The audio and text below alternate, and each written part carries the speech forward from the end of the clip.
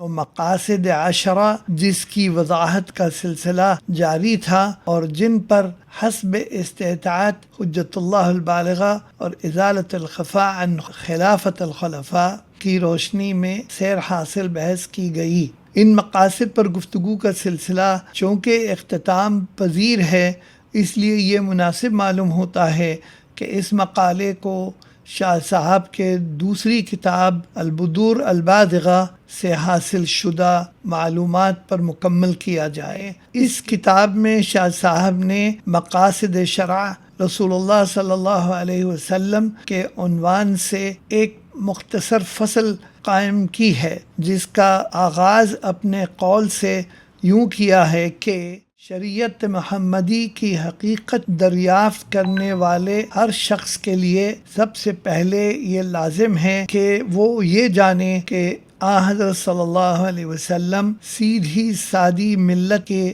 ساتھ مبعوث ہوئے تاکہ کجروی کے اصلاح ہو، تحریف کا خاتمہ اور شریعت کی روشنی کا پھیلنا ممکن ہو۔ اور سب سے اہم مطلب وہ مقاصد جو حضرت صلی اللہ علیہ وسلم کو اپنی شریعت میں مطلوب تھے، بلکہ اللہ تعالیٰ کو جن کا اظہار آپ صلی اللہ علیہ وسلم کے زبان مبارک سے مقصود تھا، وہ چند امور ہیں ذیل میں درج کیے جاتے ہیں۔ ایک، ارتفاقات کے بعد انواع کی اصلاح۔ پوائنٹ نمبر 2، رسم و رواج کی اصلاح۔ کبھی اس طرح کہ اسے اللہ تعالیٰ کی طرف متوجہ ہونے کا ذریعہ بنا دیا جائے،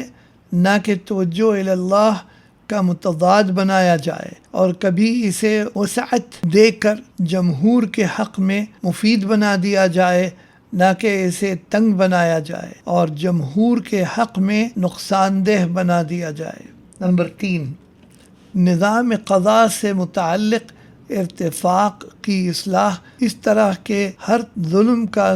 صحیح بدلہ دلایا جائے اور بندوں کو فساد و بگاڑ سے باز رکھا جائے، لوگوں کے تنازعات اور جھگڑوں کو حل کیا جائے اور زمین میں بگاڑ پھیلانے والے اور لوگوں پر ظلم کرنے والوں سے جہاد کیا جائے۔ چوتھا، دین حنیف کو غالب کیا جائے، اس طرح کہ روئے زمین پر کوئی ایسا بندہ چلتا ہوا نظر نہ آئے مگر اس پر دین حنیف غالب ہو۔ پانچواں،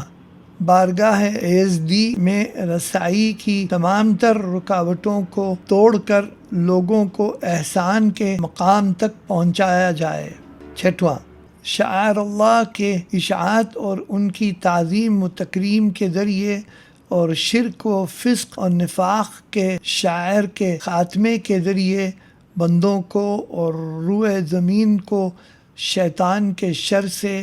اور بیجا اس کی اطاعت و فرما برداری سے نجات دلائی جائے۔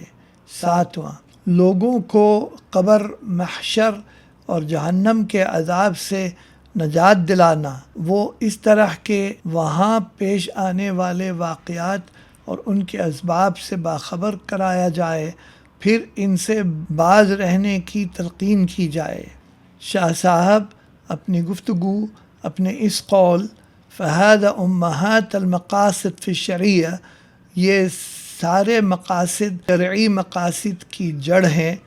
پر ختم فرماتے ہیں۔ یہ وہ حصہ ہیں جسے اس مقالے میں محض اللہ تعالیٰ کے فضل و توفیق سے پیش کرنا ممکن ہوا،